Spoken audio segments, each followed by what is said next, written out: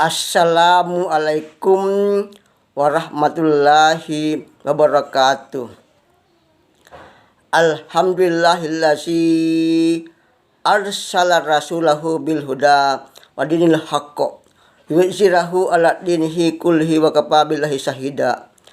Asyhadu an la ilaha illallah wa asyhadu anna muhammadar rasulullah.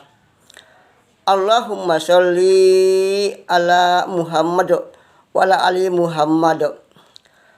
Raditu billahi robba abil islami dina abi Muhammadin nabiyya rasulullah.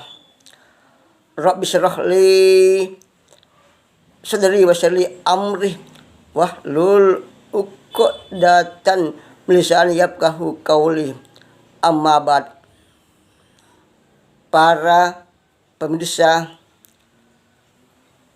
yang budiman lagi berbahagia yang saya hormati, pada kesempatan ini saya hadir membawakan ceramah berjudul Fitnah dan Bahayanya. Hadirin sekalian, bicara tentang fitnah itu dapat didefinisikan bahasanya membicarakan kejelekan orang lain yang tidak pernah dilakukan oleh orang yang dimaksud. Nah, oleh karena itu, fitnah dapat juga dikategorikan sebagai suatu kebohongan. Mengapa? Ya, jelas. Karena menceritakan atau memberitakan sesuatu kejelekan orang lain di mana orang lain itu tidak pernah sama sekali melakukannya. Misalnya,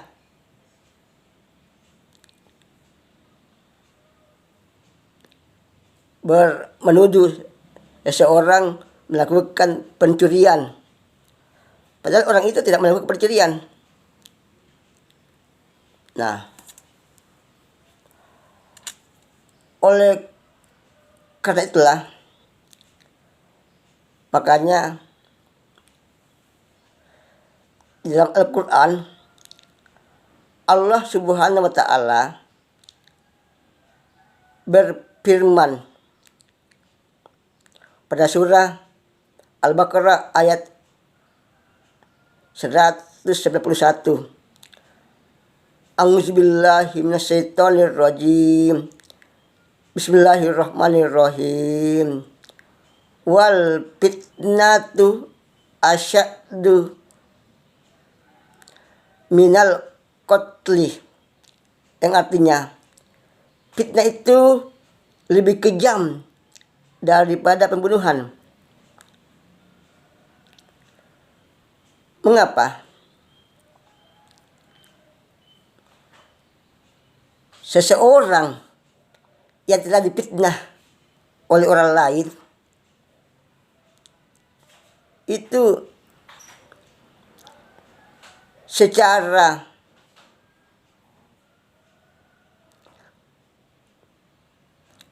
hubungan kemasyarakatan, orang dimaksud atau korban fitnah itu satu, nama baiknya tak tercemar. Bayangkan saja kalau seseorang korban fitnah misalnya melakukan korupsi, lantas tidak ada putusan pengadilan yang mengatakan terbukti bersalah dalam korupsi. Nah, orang itu sudah dicap oleh masyarakat bahasanya, wah orang itu koruptor.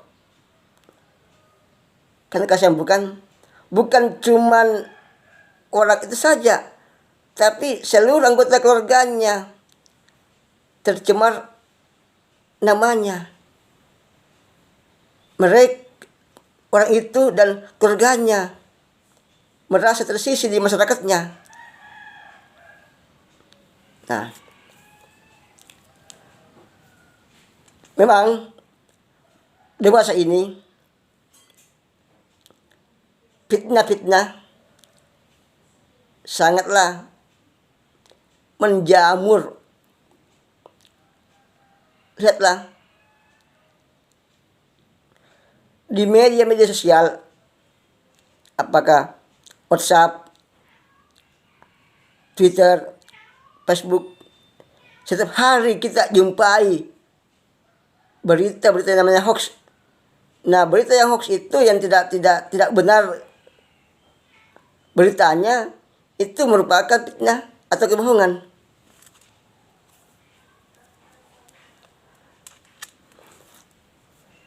Yang lainnya, orang yang telah dituduh memfitnah itu sangatlah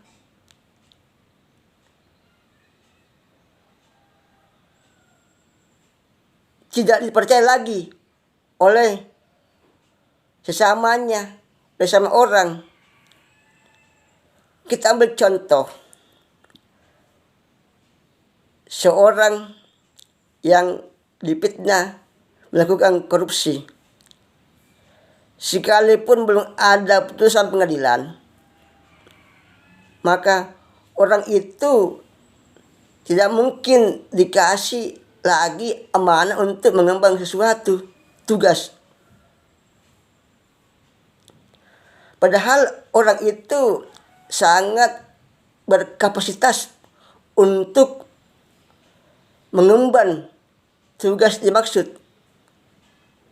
Namun karena tidak dipercaya, maka otomatis ya tugas itu tidak diberikan kepadanya. Sungguh kasihan. Padahal itu belum benar bahwasanya itu orang korupsi.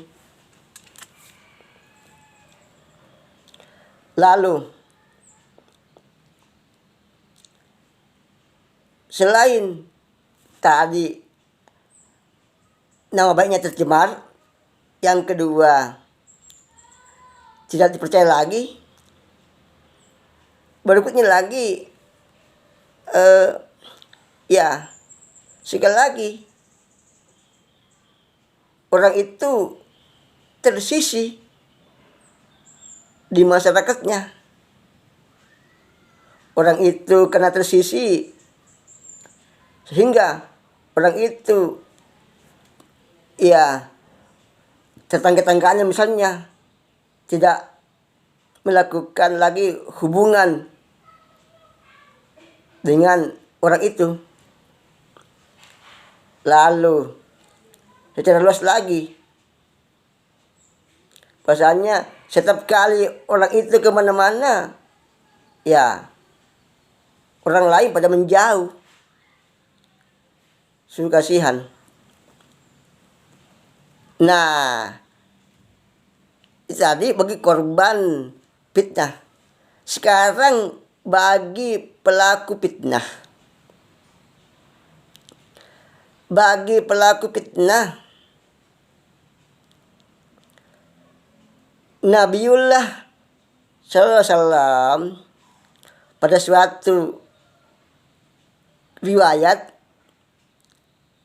berdialog dengan salah seorang sahabatnya. Nabi mengatakan, "Wahai Fulan, maukah engkau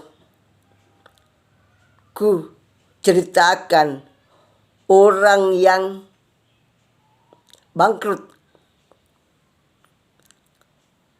Tanpa basa-basi, sahabat Nabi itu mengatakan,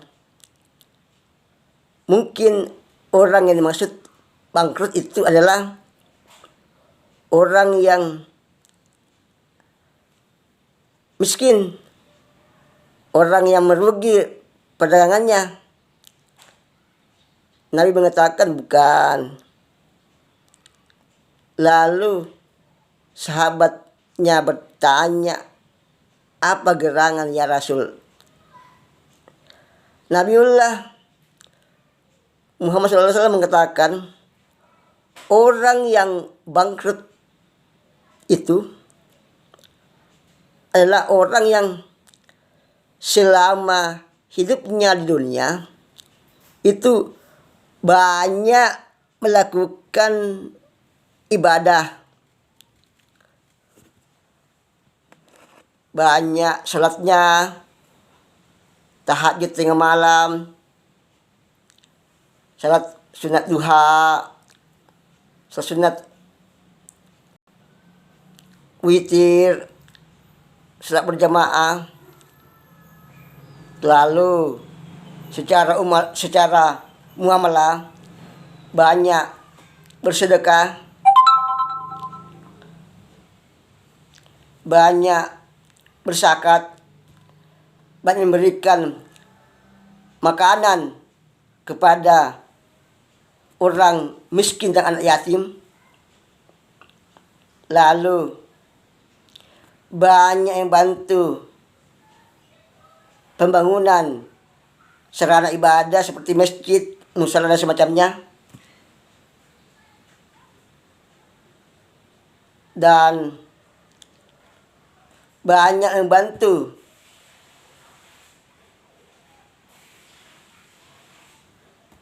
tetangga-tetangganya. Namun di akhir kelak orang itu bangkrut. Nah, dan karena bangkrutnya ya otomatis ya masuk neraka.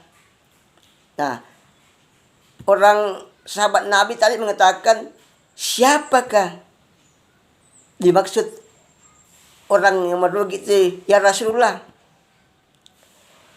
Nabiullah mengatakan, orang yang bangkrut dimaksud adalah orang yang selalu menceritakan kejelekan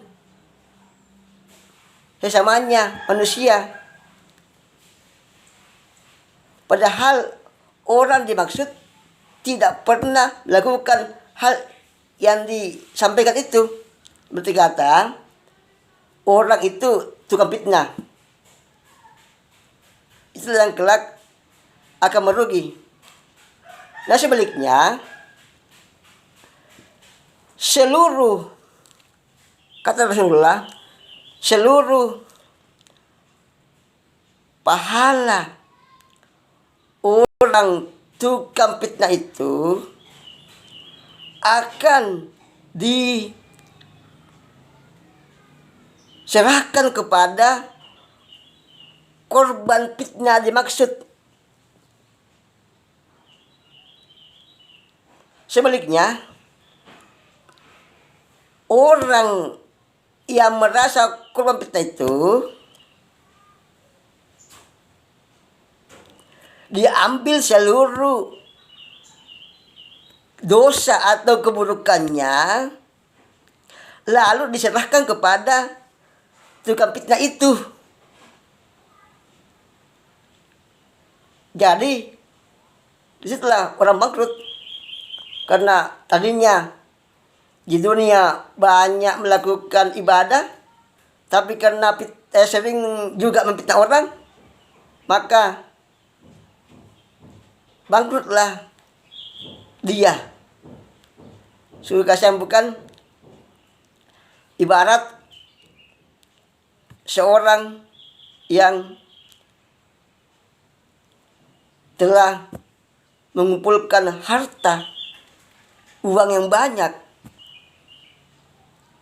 tapi tiba-tiba ada kebakaran yang melanda rumahnya, sehingga seluruh harta yang ada dalam rumah itu, dan termasuk uangnya yang ada di rumah itu, hangus terbakar. Itulah gambaran fitnah. Makanya Nabiullah Muhammad SAW melarang umatnya untuk melakukan perbuatan fitnah itu. Oleh karena itu, sebagai pengikut Nabi, kita seyogianya tidak melakukan fitnah, tidak membicarakan kejelekan orang lain, tidak sekalipun itu ada fakta. Apalagi kalau tidak fakta. Justru kalau ada fakta itu namanya ghibah. Kalau tidak fakta namanya fitnah. Nah, tapi sekarang zaman katanya zaman milenial. Tapi saya juga sering menyebut zaman edan. Kenapa? Terkadang kita menyaksikan di berbagai media orang yang memfitnah itu dipandang sebagai sesuatu yang hebat. Orang yang menceritakan kejelekan orang lain dipandang hebat.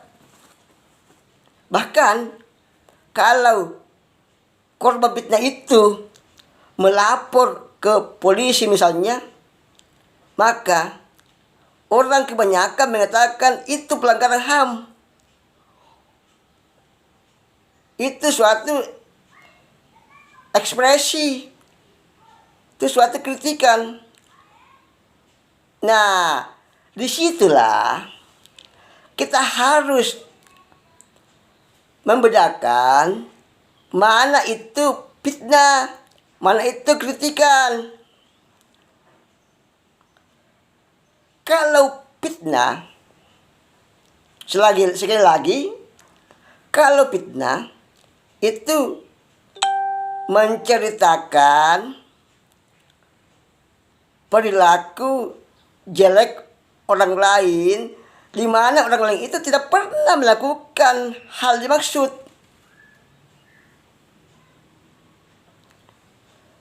Nah, kalau kritikan adalah langsung menyampaikan kepada seorang, bahasanya, Fulan, tadi itu cara ngomongmu kurang sopan. Tolong deh bicara yang sopan supaya tidak menyinggung perasaan orang lain. Nah, itu namanya kritikan.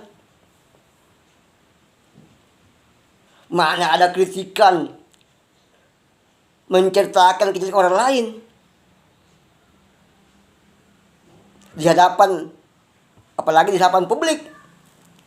Sungguh terlalu, kan? Oleh karena itu, selagi masih ada waktu tersisa di bulan Ramadan ini, bagi saudara-saudaraku yang selama ini merasa dirinya sering menceritakan kejelekan orang lain, sebaiknya bertobatlah dan hentikanlah perbuatan yang selalu menceritakan kejelekan orang lain, sekalipun orang itu tidak pernah melakukannya. Agar kita bisa selamat di dunia dan tidak bangkrut di kemudian hari. Demikianlah yang saya sempat sampaikan pada kesempatan ini. Lebih dan kurangnya mohon dimaafkan kalau sekiranya ada yang benar itu semata-mata dari Allah Subhanahu wa taala. Kalaupun ada yang kurang atau salah, itu semata-mata dari pribadi saya sendiri sebagai manusia biasa. Akhiri billahi taufik wal hidayah. Assalamualaikum warahmatullahi wabarakatuh.